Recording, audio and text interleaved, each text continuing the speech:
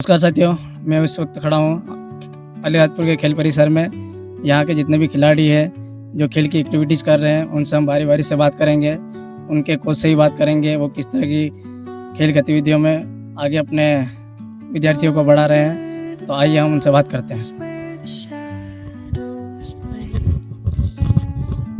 जैसे यहाँ पर मैंने खेल होते हुए देखा है, तो इसमें खिलाड़ी कैसे आगे जाके प्रेजेंट करते हैं उनको। सबसे पहले मैं आपके चैनल नव भारत को धन्यवाद देता हूँ। और ये तार गोला है जो खेल परिसर से हमारे बच्चे जो प्रैक्टिस करते हैं, तैयारी करते हैं, ये सभी आगे के लिए खेलने के लिए ब्लॉक स्तर और जिला स्तर और क्षेत्र और विभागीय राज्य तक होता है। लेकिन खेल परिसर में जो भी बच्चे तार गोले का जो प्रैक्टिस करते हैं इसमें थ्रो इवेंट में, तो ये तार गोला जो हमारा जो बच्चे प्रैक्टिस करते हैं ये थ्रो इवेंट में आता है। और जो भी फेंकते हैं और प्रैक्टिस करना, ये इनको 3 अटेम्प्ट मिलते हैं। मतलब अपन इसकी नियम और रूल्स जाने तो ये 3 अटेम्प्ट में फेंका जाता है। और ये एक थोड़ा सा रिस्क वाला मामला रहता है। जो आप रेगुलर फेंक सकता है, प्रैक्टिस है वही फेंक सकता है। और हमारे बच्चे ये कंटिन्यू रेगुलर मेहनत करते हैं और रोज सुबह शाम इनका ग्राउंड रहता है। और ये थ्रो इवेंट में और इनका विभागीय राज्य से चयन होकर अभी स्टेट लेवल खेलने जाएंगे साले राज्य तक। हम लोग डिस्कस थ्रो का भी प्रैक्टिस करवाते हैं जी। वो भी थ्रो इवेंट में आता है। वो भी आपको फेंकने के लिए आपको 3 अटेम्प्ट मिलेंगे। जो बेस्ट फेंकेगा, जो ज़्यादा फेंकेगा वो उसका मेजरमेंट होता है, ज़्यादा फेंकेगा वो फर्स्ट रहता है। और उसका फाउल वगैरह वहीं से नापा जाता है। मेजरमेंट भी जो जहाँ से फेंकता है वो वहाँ पे, अगर सेक्टर से बाहर फेंको तो फाउल माना जाता है। अगर आप यहाँ ने बताया है कि इसमें रिस्क वाला भी रहता है, तो इसमें क्या सावधानी रखनी रहती है? इसको सावधानी रखने, अगर यहाँ ये खुला हुआ रहता है तो आपको थोड़ा सतर्क फेंकना पड़ता है। रिस्क वाला अगर गलत रिलीज हो जाता है तो एक थोड़ा की फेंका जाता है। कभी आसपास बच्चे को बाहर किया जाता है, रनिंग करने वाले को देख के, जब खाली जगह होती जब फेंकते हैं। यहाँ जैसे आप यहाँ से कितने साल से प्रैक्टिस करा रहे हैं? 2 अभी हम सेकंड साल चल रहा है। लेकिन रेगुलर हमारे पीछे सर है और वो कंटिन्यू ये जब से परिसर में जब से ये बच्चे आते रहते हैं और निकलते जाते हैं और जो इसमें इस विधा में आते जाते हैं वो प्रैक्टिस करते जाते हैं। ऐसे यहाँ हमारे ग्राउंड में बहुत सारी विधा चलती है और रनिंग वगैरह चलता है और लॉन्ग जंप चलता है, हाई जंप चलता है, गोला फेंक चलता है, भाला फेंक चलता है।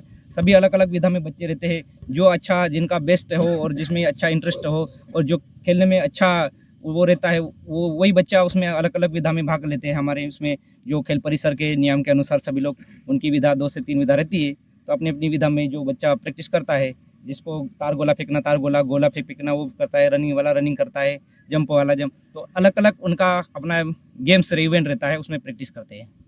आपके खेल परिसर से कहाँ तक बच्चे प्रतिनिधित्व कर पाए? ये हर साल मतलब जो भी स्कूल गेम्स में हमारे बच्चे इसको खेल परिसर से लगभग 15 से 20 बच्चे नेशनल के लिए क्वालिफाई होते हैं।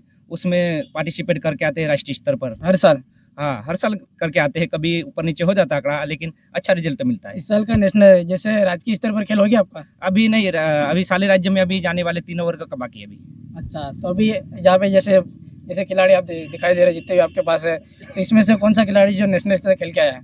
अभी तो एमर थ्रो और डिस्कस थ्रो में फर्स्ट है ये। अंडर 19 में? अंडर 19 में। ठीक है। और अंडर 17 में ये डिस्कस थ्रो में हेमर थ्रो में फर्स्ट है।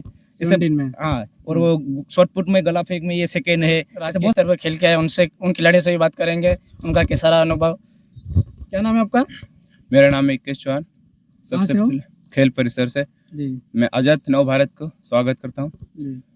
जैसे कि सर ने भर्ती हुआ खेल परिसर में और मैं पिछले साल से गोला की प्रैक्टिस कर रहा। अभी संभाग और क्षेत्र में मेरा फर्स्ट पोजीशन लगा है और साले राज्य के लिए चयनित हुआ हूँ।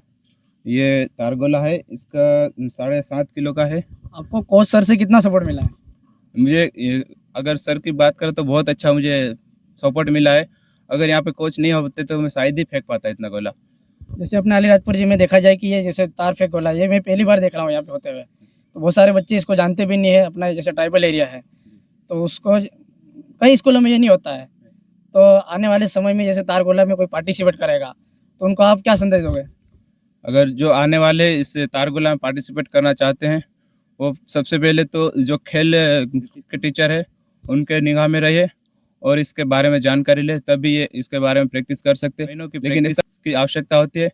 जैसे हम इस साल अभी कई 2-3 महीने से प्रैक्टिस करते आ रहे हैं, तब जाके अभी हमारा ये क्षेत्र में चयनित हुआ है। आपकी क्या गलती हुई थी उसमें? मेरे यहाँ कुछ फाउल के रूल्स रहते, तो मुझे इतना पता नहीं था। अब मैंने सर की निगाह में आ गया, तो उसमें से अभी रूल्स का भी पता चल गया। जैसे आप फर्स्ट बार आप राजकीय स्तर पर गए हो, वहाँ का जो माहौल देख के आपको कितना डर सा माहौल लगता है, तो वहाँ आप कैसे प्रतिनिधित्व कर पाए वहाँ पे जाके? वहाँ पे तो डर का माहौल तो रहता है, लेकिन उसमें अपन वो आगे और मतलब डर का माहौल रहता है, तो उसमें फिर अगली बार अपनी गलती जो रहते हैं अपन सुधार सकते हैं उसके बारे में।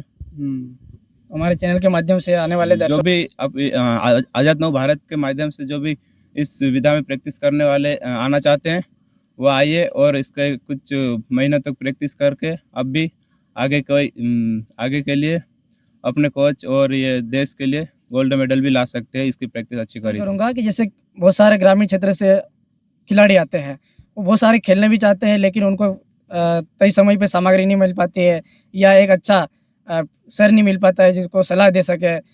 फिर या ये भी कहा जाए कि वहाँ पर ग्राउंड के असुविधा होती है। क्षेत्र में जो आसपास हमारे जिले के आसपास स्कूलें हैं, तो उसमें हमारे ग्रामीण क्षेत्र के जो बच्चा प्रतिभाशाली होता है और जो खेलने में इतना प्रतिभा होता है, लेकिन स्कूल में असुविधा होती है। यहाँ पर जैसे हाई सेकेंडरी हाई स्कूल में बहुत सारी जगह स्कूल ग्राउंड अवेलेबल नहीं है, सामग्री अवेलेबल नहीं है।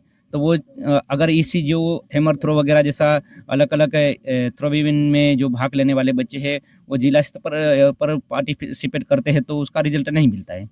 ताकि उनको, अगर हमारे ग्रामीण क्षेत्र में बहुत सारे ऐसे प्रतिभाशाली खिलाड़ी हैं, अगर उनको सही गाइड करे और उनको सही ट्रेनिंग मिले और सही समय पे उनको कोच सलाह मिले, और कम प्रैक्टिस में भी बहुत सारे बच्चे आप स्टेट, नेशनल और राज्य स्तरीय और राष्ट्रीय स्तर पे पार्टिसिपेट कर सकते हैं। मैं आपसे ये कह रहा हूँ कि जैसे बहुत सारे खिलाड़ी इन प्रतिभागी मतलब उनको इंटरेस्ट है, तो उनको क्या सुविधा देनी चाहिए? तो कम से कम स्कूल में, अगर बहुत सारी स्कूल गेम्स में हर स्कूल में पीटीआई वगैरह रहते हैं, तो उनको जो भी एक्स्ट्रा पीरियड रहता है पीटीआई का जो भी, तो उसमें हर टीम गेम का गाइड करना चाहिए, एथलेटिक्स गाइड करना चाहिए। तो बहुत सारी चीज़ें, अगर कुछ बच्चे भी निकल के आते हैं तो बहुत हमारे खिलाड़ी बहुत ही प्रतिभाशाली और बहुत हुनर रहता है। हमारे क्षेत्र ट्राइबल में जो इतना एक प्रतिभाशाली खिलाड़ी होता है, लेकिन कुछ न चीज़ें जानकारी के अभाव से वो कुछ न कहीं वो बिछड़ जाता है। हाँ, तो समय निकल जाता है, तो फिर वो नहीं, खिलाड़ी बनना है तो समय की बात रहती है। अब समय पे उसको ट्रेनिंग नहीं दोगे, समय पे आपको उसको गाइड नहीं करोगे, तो कुछ नहीं कर पाओगे। और खिलाड़ी बनना है तो आपको समय पे ये पार्टिसिपेट करना पड़ेगा और उसको गाइड करना पड़ेगा, उसको निकाल के लाओगे तो ही उसको एक अच्छा खिलाड़ी बना पाओगे, नहीं तो कुछ नहीं होना है। इसे खेलने से पहले क्या क्या करना पड़ता है? हमारा खेल परिसर में जो खेलने के पहले वर्कआउट होता है, उसके बाद एक्सरसाइज होती है, इसके बाद उसका अपने मेन विधा में प्रैक्टिस करता है। उसमें कम से कम उसको 1.5-2 घंटा प्रैक्टिस करता अपनी अपनी विधा में। वर्कआउट करना, एक्सरसाइज करना, नॉर्मल उनका एक ये तो वार्म अप है उनका। शरीर को खेलने से पहले गर्म किया जाता है। हाँ, उनकी बॉडी वार्म अप होना चाहिए, इसके बाद अपनी विधा में आता है। सर ने ये बहुत अच्छी बात करी है कि जितने भी अलीराजपुर के झावा डिस्ट्रिक्ट के जितने भी खिलाड़ी है, तो सर ने यही बात करी है कि उनको एक तो सामग्री अवेलेबल होनी चाहिए हर स्कूल में। उनके स्पोर्ट की सामग्री, मैदान की आवश्यकता पड़ती है, उनके अच्छे सलाहकार की आवश्यकता पड़ती है। मैं हमारे चैनल के माध्यम से यही कहना चाहता हूँ, हर व्यक्ति के अंदर प्रतिभा होती है, उनको सही समय पे सही गाइडलाइन मिलनी चाहिए, सही समय पे सही खेल की जानकारी मिलनी चाहिए, तब जाके हमारे यहाँ के खिलाड़ी आगे नेशनल लेवल या इंटरनेशनल लेवल पर अपना पार्टिसिपेट कर सकते हैं या अपनी प्रतिभा दिखा सकते हैं।